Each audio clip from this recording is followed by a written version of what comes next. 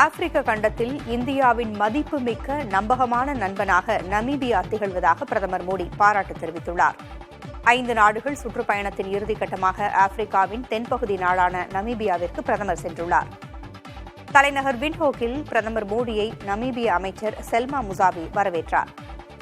அப்போது பிரதமருக்கு பழங்குடியின பாரம்பரிய முறைப்படி வரவேற்பு அளிக்கப்பட்டது.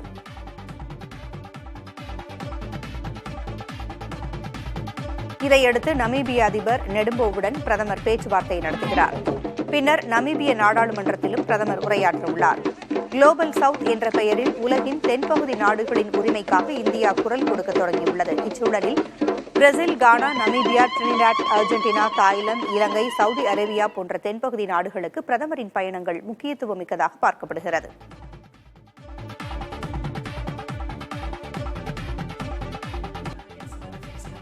அமெரிக்காவின் பதில் வரி விதிப்புக்கான கால அவகாசம் ஆகஸ்ட் 1ஆம் தேதி வரை நீட்டிக்கப்பட்டுள்ள நிலையில் இந்தியாவுடன் விரைவில் வர்த்தக ஒப்பந்தம் கையெழுத்தாகும் என அந்நாட்டு அதிபர் டிரம்ப் தெரிவித்துள்ளார். ஜப்பான், தென்கொரியா, தாய்லாந்து, இந்தோனேஷியா, வங்கதேசம் உள்ளிட்ட 14 நாடுகளுக்கான புதிய வரி விகிதங்களை அமெரிக்க அரசு நேற்று வெளியிட்டது. இதில் இந்தியா இடம்பெறவில்லை. அதே நேரம் அமெரிக்கா கடந்த ஏப்ரலில் வெளியிட்ட அறிவிப்பின் போது இந்தியா மீது 26% வரி விதித்திருந்த நிலையில் ஆகஸ்ட் 1ஆம் தேதி வரை நிறுத்தி வைக்கப்பட்டுள்ளது. இந்த சூழலில் இந்தியாவுடனான வர்த்தக ஒப்பந்தம் இறுதிக்கட்டத்தை நெருங்கியிருப்பதாக டிரம்ப் தெரிவித்துள்ளார். மரபணு மாற்றம் செய்யப்பட்ட தானியங்கள், பால் பொருட்களை விற்பனை செய்ய அமெரிக்கா விரும்பும் நிலையில் இந்தியா அதை ஏற்கவில்லை. இரு நாடுகளுக்கும் இடையே சுமூகமான முறையில் வர்த்தக ஒப்பந்தம் ஏற்பட்டால் இந்தியாவிலிருந்து ஜவுளி, மருந்து, நகைகள் அதிகளவு அமெரிக்காவுக்கு ஏற்றுமதி செய்ய வாய்ப்பிருப்பதாக தகவல்கள் தெரிவிக்கின்றன.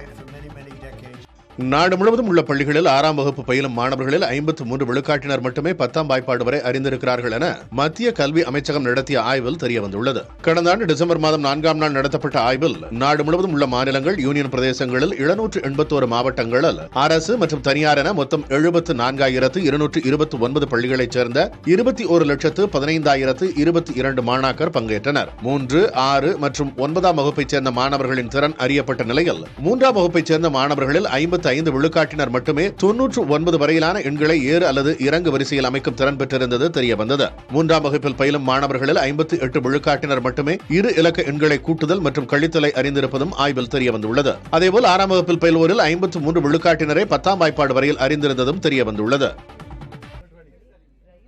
நெல்லையிலிருந்து சென்னை வந்த வந்தே பாரத் ரயிலில் ஏசியில் ஏற்பட்ட கோளாறால் புகைமூட்டம் எழுந்தது. நெல்லையிலிருந்து காலையில் புறப்பட்ட வந்தே பாரத் ரயில் வடமதுரை தாமரைப்படி பகுதிக்கு வந்தபோது ஏசியில் கோளாறு ஏற்பட்டது. இதனால் புகைமூட்டம் எழுந்த நிலையில் ரயில் உடனடியாக நிறுத்தப்பட்டு கோளாறு சரி செய்யப்பட்டது. பின்னர் 30 நிமிடம் தாமதமாக ரயில் புறப்பட்டது. இதனிடையே புகைமூட்டம் ஏற்பட்ட பெட்டியில் இருந்த பயணிகள் அச்சமடைந்து மற்றொரு பெட்டிக்கு வந்து ரயிலை நிறுத்த கோரும் வீடியோ வெளியாகியுள்ளது.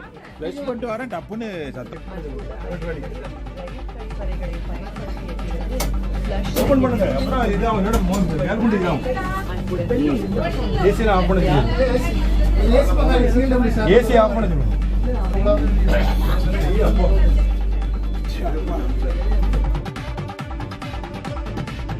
நீலகிரி மாவட்டம் கூடலூர் அருகே உள்ள தொரப்பள்ளி சுற்றுவட்டார கிராமங்களில் இரவு நேரங்களில் விளைநிலங்களுக்குள் நுழையும் காட்டு யானைகளால் விவசாயிகள் பெரும் கவலையில் ஆழ்ந்துள்ளனர்.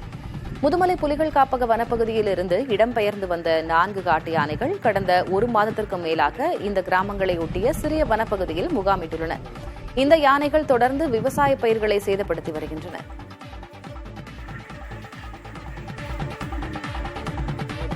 சேலம் மாவட்டம் ஓமலூரில் ரயில்வே கேட் அடிக்கடி மூடப்படுவதால் பெரும் சிரமத்தை சந்திப்பதாக கூறும் மக்கள் பாலம் அமைத்து தர கோரிக்கை விடுக்கின்றனர். ஓமலூரில் ரயில்வே கேட் தினமும் சராசரியாக 15 முறை வரை மூடப்படுகிறது. எனவே உயர்மட்ட பாலம் அமைக்க வேண்டும் என பொதுமக்கள் நீண்ட நாட்களாக கோரிக்கை விடுத்து வருகின்றனர். இங்கு சுரங்க பாலம் கட்ட 20 கோடி ரூபாய் நிதி ஒதுக்கப்பட்டிருப்பதாகவும் விரைவில் பணிகள் தொடங்கப்படும் எனவும் மாவட்ட நிர்வாகம் மற்றும் நெடுஞ்சாலைத்துறையினர் தெரிவித்தனர். மேலும் 4 வழிச்சாலையை இணைக்கும் மற்றொரு ரிங் ரோடு அமைக்கும் திட்டமும் உள்ளதாக கூறினர். மதுரை உசிலம்பட்டி அருகே அரசு பள்ளிக்கு செல்ல முறையான சாலை வசதி செய்து தரக்கோரி பள்ளி மாணவ மாணவிகளோடு பொதுமக்கள் சாலை மறியலில் ஈடுபட்டனர். வி பெருமாள்பட்டி கிராமத்தில் உள்ள அரசு கள்ளர் உயர்நிலைப் பள்ளிக்கு முறையான சாலை வசதி இல்லாததால் தனிநபர்களின் பட்டா நிலம் வழியே மாணவ மாணவிகள் சென்று வரும் நிலை உள்ளதாக புகார் தெரிவித்து சாலையில் தடுப்புகளை அமைத்து போராட்டம் நடைபெற்றது. காவல்துறையினர் மற்றும் வருவாய்த்துறையினர் பேச்சுவார்த்தை நடத்தியதைத் தொடர்ந்து போராட்டம் விலக்கிக் கொள்ளப்பட்டது.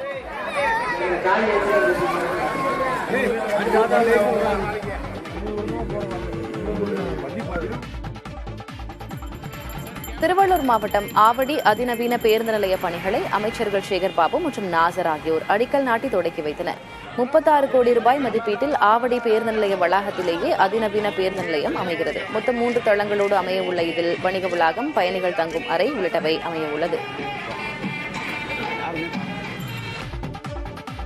தூத்துக்குடி மாநகராட்சியில் பணிபுரியும் 500க்கும் மேற்பட்ட ஒப்பந்த தூய்மை பணியாளர்கள் தங்களுக்கு ஊதிய உயர்வு மற்றும் இஎஸ்ஐ, பிஎஃப் போன்ற சலுகைகளை வழங்க கோரி மாநகராட்சி அலுவலகத்தை முற்றுகையிட்டனர். தூய்மை பாரத ஓட்டுநர் மற்றும் பணியாளர் நலச்சங்கம் சார்பில் நடைபெற்ற இந்த போராட்டத்தில் பணிமாற்றம் செய்யப்பட்ட ஊழியர்களை மீண்டும் அதே இடத்தில் பணிபுரிய அனுமதிக்க வேண்டும் போன்ற கோரிக்கைகள் வலியுறுத்தப்பட்டன. இந்த போராட்டத்தால் மாநகராட்சியில் தூய்மை பணிகள் முற்றிலும் பாதிக்கப்பட்டன. திருப்பூர் மாவட்டம் தாராபுரம் அருகே முறையான பராமரிப்பின்றி இயங்கி வந்த காற்றாலை ஒன்று காற்றின் வேகத்தை தாங்க முடியாமல் அடியோடு முறிந்து விழுந்து 6 துண்டுகளாக சிதறியது. இதன் மதிப்பு சுமார் 3 கோடி ரூபாயாக இருக்கும் என தெரிவிக்கப்பட்டுள்ளது. சீலநாயக்கன்பட்டி செரியன்காடு தோட்டம் பகுதியில் உள்ள இந்த காற்றாலை திடீரென உடைந்ததால் மின்கம்பிகளும் அறுந்து மின்தடை ஏற்பட்டது. இதனால் வெங்காயம் பயிரிட்ட விவசாயிகள் மற்றும் அப்பகுதி கிராம மக்கள் கடும் அவதிக்குள்ளாகியுள்ளனர். காற்றாலைகளை முறையாக பராமரிக்க வேண்டும் என பொதுமக்கள் கோரிக்கை விடுத்துள்ளனர்.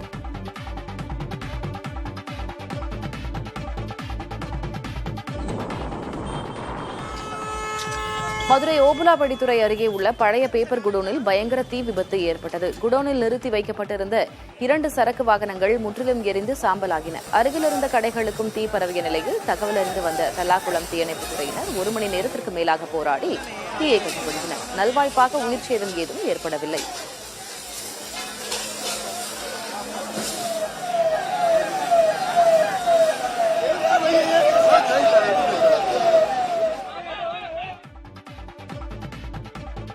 இபிஎஃப் எனப்படும் தொழிலாளர் வருங்கால வைப்பு நிதி அமைப்பின் சந்தாதாரர்களில் 96 விழுக்காடு பேருக்கு கடந்த நிதியாண்டிற்கான வட்டித் தொகை வழங்கப்பட்டுவிட்டது. 32 கோடியே 39 லட்சம் தொழிலாளர்களின் வங்கிக் கணக்கில் சுமார் 4000 கோடி ரூபாய் வட்டித் தொகை கடந்த 2 மாதங்களில் செலுத்தப்பட்டுள்ளதாக தொழிலாளர் நலத்துறை அமைச்சர் மன்சுக் மாண்டவியா தெரிவித்துள்ளார். கடந்த ஆண்டு டிசம்பரில்தான் வட்டித் தொகை செலுத்தும் பணி முடிந்ததாகவும் தொழில்நுட்ப வசதிகள் காரணமாக இந்த ஆண்டு ஜூலையிலேயே அந்த பணி முடிந்துவிடும் என்றும் அமைச்சர் தெரிவித்தார்.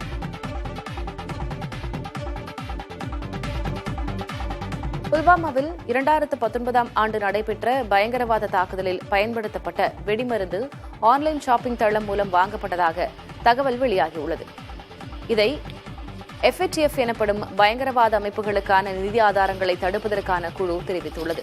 இ-காமர்ஸ் தளங்கள் மூலம் பயங்கரவாதிகளுக்கு நிதி சென்று சேருவதாகவும் அந்த அமைப்பு தெரிவித்துள்ளது. உலகெங்கும் உள்ள பயங்கரவாத அமைப்புகள் தங்களுக்கான நிதி பரிமாற்றங்களுக்கு டிஜிட்டல் தொழில்நுட்பங்களை அதிகம் பயன்படுத்துவதாகவும் FATF கூறியுள்ளது.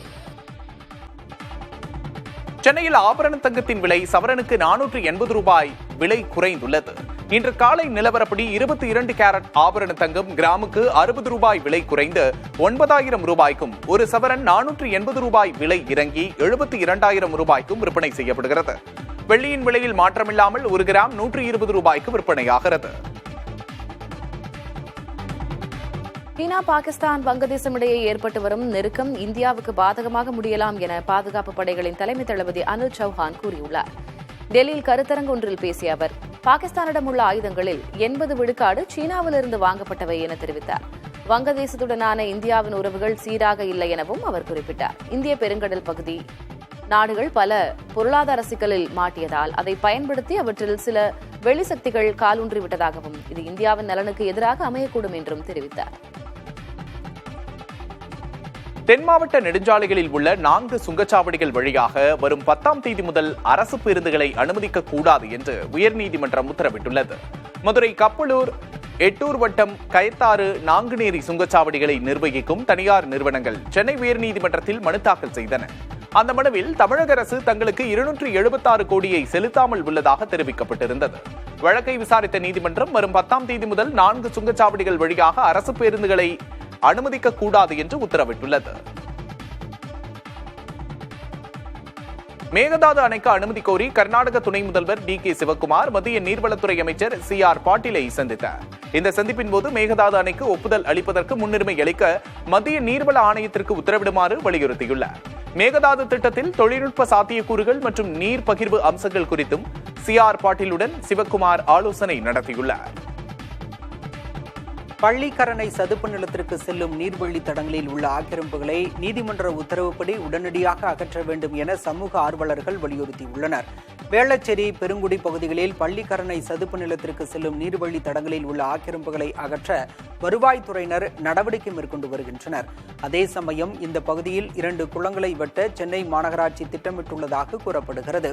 இது பள்ளிக்கரணை சதுப்பு நிலத்திற்கு செல்லும் மழைநீரை தடுத்து மீண்டும் வெள்ள பாதிப்பை ஏற்படுத்தும் என்பதால் இதனை கைவிட வேண்டும் என்ற கோரிக்கையும் எழுந்துள்ளது.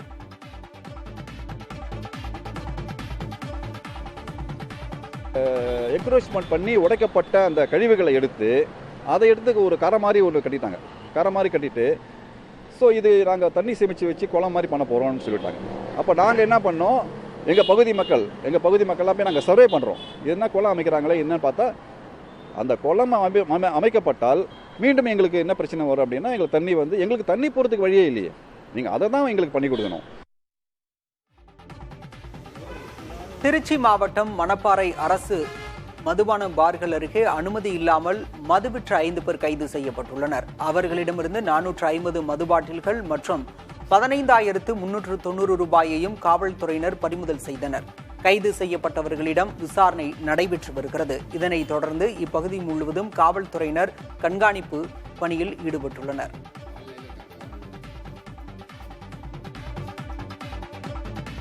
நீலகிரி மாவட்டம் கூடலூரில் காட்டு யானை ஒன்று குடியிருப்பு பகுதிகளுக்குள் நுழைந்து இரவு முழுவதும் நடமாடிக் கொண்டிருந்ததால் மக்கள் அச்சமடைந்தனர்.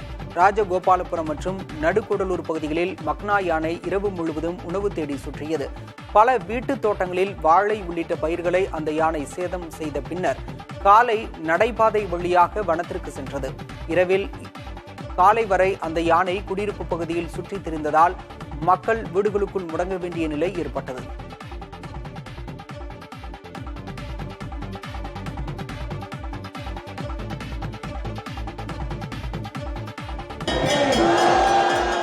திருவண்ணாமலை அண்ணாமலையார் கோயிலில் ஆனி மாத வளர்பிறை பிரதோஷத்தை முன்னிட்டு பெரிய நந்தி பகவானுக்கு சிறப்பு அபிஷேக மகா தீபாராதனை நடைபெற்றது. கோயிலின் 5ஆம் பிரகாரத்தில் அமைந்துள்ள பெரிய நந்திக்கு அரிசி மாவு, மஞ்சள் தூள், தேன், பால், தயிர் உள்ளிட்ட பல்வேறு பொருட்களால் சிறப்பு அபிஷேகம் செய்யப்பட்டது.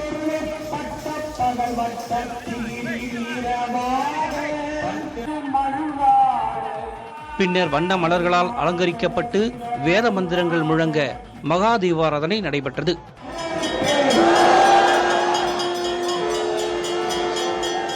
இந்த பிரதோஷ விழாவில் ஏராளமான பக்தர்கள் பங்கேற்று பெரிய நந்தி பகவானை வழிபட்டனர்.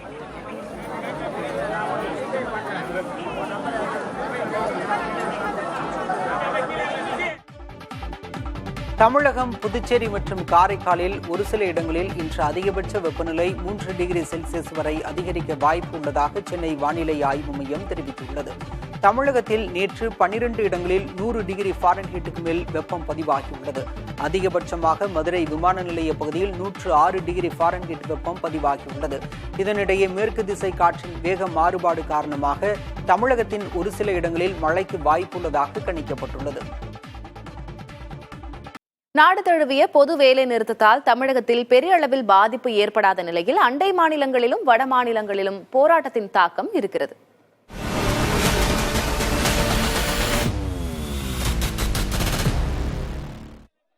பீகாரில் பொது வேலை நிறுத்தத்துக்கு ஆதரவாக ராஷ்டிரிய ஜனதா தள கட்சியின் மாணவர் அணியினர் ரயில் மறியல் போராட்டத்தில் ஈடுபட்டனர். மேற்கு வங்கத்தில் பொது வேலை நிறுத்தத்துக்கு ஆதரவாக இடதுசாரி கட்சிகள் போராட்டத்தில் ஈடுபட்டன. பேருந்துகள் வழக்கம் போல இயக்கப்பட்ட நிலையில் ஓட்டுநர்கள் தலைக்கவசம் அணிந்தவாறு பேருந்துகளை இயக்கியதை காண முடிந்தது. அண்டை மாநிலமான புதுச்சேரியில் ஆட்டோ, டெம்போ மற்றும் தனியார் பேருந்துகள் ஓடவில்லை. ஒரு சில அரசு பேருந்துகள் மட்டுமே காவல்துறையினர் பாதுகாப்போடு இயக்கப்படுகின்றன. கடைகள் முழுவதும் அடைக்கப்பட்டுள்ளன. அரசு பள்ளிகள் வழக்கம் போல செயல்படும் நிலையில் ஒரு சில தனியார் பள்ளிகளுக்கு விடுமுறை விடப்பட்டுள்ளது. பொது வேலை நிறுத்தத்தால் கேரளாவில் கடைகள் அனைத்தும் அடைக்கப்பட்டுள்ளன. பேருந்துகள் எதுவும் ஓடாததால் பொதுமக்கள் பாதிக்கப்பட்டனர். கோவை உக்கடம் மற்றும் காந்திபுரம் பேருந்து நிலையத்திலிருந்து கேரளாவுக்கு செல்லும் பேருந்துகளும் நிறுத்தப்பட்டுள்ளன. நாடு தழுவிய பொது வேலை நிறுத்தத்தில் ஈடுபட்டுள்ள மத்திய தொழிற்சங்கங்களின் முக்கிய கோரிக்கைகள் என்னென்ன என்பதை விரிவாக பார்க்கலாம். பொதுத்துறை நிறுவனங்களை தனியாருக்கு விற்கக்கூடாது. மத்திய அரசு 4 தொழிலாளர் சட்ட தொகுப்பை கைவிட வேண்டும். தொழிலாளர்களுக்கு குறைந்தபட்ச ஊதியமாக 26,000 ரூபாய் வழங்க வேண்டும் என்ற கோரிக்கைகளை வலியுறுத்தி வருகின்றன. அதேபோன்று மத்திய மற்றும் மாநில அரசு ஊழியர்களுக்கு பழைய ஓய்வூதிய திட்டத்தை கொண்டு வர வேண்டும். 100 நாள் வேலை திட்டத்தின் தினக்கூலியை 600 ரூபாயாக உயர்த்த வேண்டும். அனைத்து துறைகளிலும் உள்ள தொழிலாளர்களுக்கு சமூக பாதுகாப்பு மற்றும் நியாயமான ஊதியம் உறுதி செய்யப்பட வேண்டும் என தொழிற்சங்கங்கள் கோரிக்கை விடுத்துள்ளன. மேலும் வேலைவாய்ப்பை உருவாக்குவதற்கு உரிய நடவடிக்கைகள் தேவை. நாளுக்கு நாள் உயர்ந்து வரும் விலைவாசியை கட்டுப்படுத்த அரசு நடவடிக்கை எடுக்க வேண்டும். பெட்ரோல் டீசல் கலால் வரியை ரத்து செய்ய வேண்டும் உள்ளிட்ட 17 கோரிக்கைகளை வலியுறுத்தி பொது வேலை நிறுத்தம் நடைபெறுகிறது. தமிழகத்தில் தொழிற்சங்கங்களின் போராட்டத்தால் பெரிய அளவில் பாதிப்பு எதுவும் இல்லை. நாடு தழுவிய தொழிற்சங்கங்களின் பொது வேலை நிறுத்தம் இன்று நடைபெற்று வரும் நிலையில் சென்னையில் மாநகர பேருந்துகள் வழக்கம் போல இயக்கப்பட்டு வருகின்றன. அகில இந்திய அளவில் பேருந்து, ஆட்டோ போன்ற வாகனங்கள் இயங்காது என அறிவிக்கப்பட்டிருந்தாலும் சென்னையில் போக்குவரத்து சேவையில் எந்த பாதிப்பும் இருக்காது என போக்குவரத்து துறை அதிகாரிகள் நேற்று தெரிவித்திருந்தனர். அதன்படியே இன்று காலை முதல் சென்னை மாநகர பேருந்துகள் வழக்கம் போல இயங்குகின்றன. சென்னை நீலாங்கரையில் உள்ள நடிகை அருணா வீட்டில் அமலாக்கத்துறை அதிகாரிகள் சோதனை மேற்கொண்டு வருகிறார்கள்.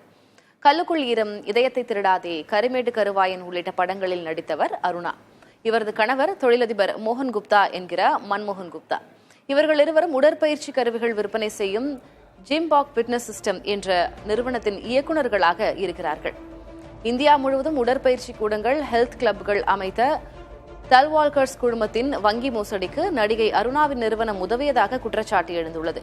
வங்கியிலிருந்து மோசடியாக கடன் பெற்று அந்த தொகை வேறு நோக்கத்திற்காக பயன்படுத்தியதாக தல்வால்கர்ஸ் குழுமம் மீது மும்பை பொருளாதார குற்றப்பிரிவில் 4 வழக்குகள் பதிவு செய்யப்பட்டன. இதன் அடிப்படையில் அமலாக்கத்துறை அதிகாரிகள் தற்போது சோதனையில் ஈடுபட்டு வருகின்றனர். கடலூரில் பள்ளி வேன் மீது ரயில் மோதிய விபத்தில் 3 மாணாக்கர் உயிரிழந்த நிலையில் விளக்கம் கேட்டு சம்பந்தப்பட்ட பள்ளிக்கு தனியார் பள்ளிகள் இயக்ககம் நோட்டீஸ் அனுப்பியுள்ளது. செம்மங்குப்பத்தில் ரயில் மோதிய விபத்தில் சிக்கிய தனியார் பள்ளி வேனில் உதவியாளர் இல்லை என்பது தெரியவந்தது. பள்ளி பேருந்துகள் மற்றும் வேன்களில் உதவியாளர்கள் கட்டாயம் இருக்க வேண்டும் என்ற கட்டுப்பாடு நெறிமுறை உள்ளது. ஆனால் விபத்துக்குள்ளான பள்ளி வேனில் இது பின்பற்றப்படாததால் சம்பந்தப்பட்ட தனியார் பள்ளியின் முதல்வருக்கு கடலூர் மாவட்ட தனியார் பள்ளிகள் மாவட்ட கல்வி அலுவலர் நோட்டீஸ் அனுப்பியுள்ளார். பள்ளி வாகனத்தின் உதவியாளர் ஏன் நியமிக்கப்படவில்லை, பாதுகாப்பு நடைமுறைகள் ஏன் முறையாக பின்பற்றப்படவில்லை என்பன போன்ற கேள்விகள் முன்வைக்கப்பட்டு 3 நாட்களுக்குள் விளக்கம் அளிக்க வேண்டும் என அந்த நோட்டீஸில் கேட்டுக் கொள்ளப்பட்டுள்ளது. மாணவர்கள் ஒருபோதும் கோட்சே கூட்டத்தின் வழியில் சென்றுவிடக்கூடாது என்று முதலமைச்சர் மு க ஸ்டாலின் அறிவுரை கூறியுள்ளார். திருச்சியில் உள்ள புகழ்பெற்ற ஜமால் முகமது கல்லூரியின் பவள விழாவில் பங்கேற்ற முதலமைச்சர் கல்லூரியின் புதிய கட்டடத்தை திறந்து வைத்தார். விழாவில் மாணவர்கள் மத்தியில் உரையாற்றிய அவர் மாணாக்கரை சந்திக்கும் போது புதிய உற்சாகம் பிறப்பதாக மகிழ்ச்சியுடன் கூறினார். கல்லூரி நட்பு எப்போதும் தொடர வேண்டும் என்றும் அது சமூகத்திலும் எதிரொலிக்க வேண்டும் என்றும் மாணாக்கருக்கு முதல்வர் அறிவுரை கூறினார். திராவிட மாடல் ஆட்சியில் கல்விக்கு முக்கியத்துவம் அளித்து பல்வேறு சிறப்பு திட்டங்கள் நிறைவேற்றப்படுவதாக மு க ஸ்டாலின் பெருமிதத்தோடு சுட்டிக்காட்டினார். கடந்த கால படிப்பினைகளோடு நிகழ்கால வாய்ப்புகளையும் பயன்படுத்தினால் எதிர்காலம் வளமாகும் என்று மாணாக்கருக்கு முதல்வர் அறிவுரை கூறினார். காந்தி வழி, அம்பேத்கர் வழி, பெரியார் வழின்னு நமக்கான பல வழிகள் இருக்கு. மாணவர்களாக நீங்கள் ஒருபோதும் கோட்சே கூட்டத்தினுடைய வழியில போயிடக்கூடாது. உயர்ந்த சிந்தனையாளர்களோட தொலைநோக்கு பார்வையை செயல் வடிவமாக்க போறவங்க மாணவர்களாக நீங்க தான். மாணவர்களுக்கு படிப்பு ரொம்ப முக்கியம். அதுதான் உங்களுடைய நிலையான சொத்து. அதோட பல்வேறு திறமைகள் கொண்டவர்களாக, நம்பிக்கையும் சமூக அக்கறையும் நிறைஞ்சவங்களாக வளரணும்.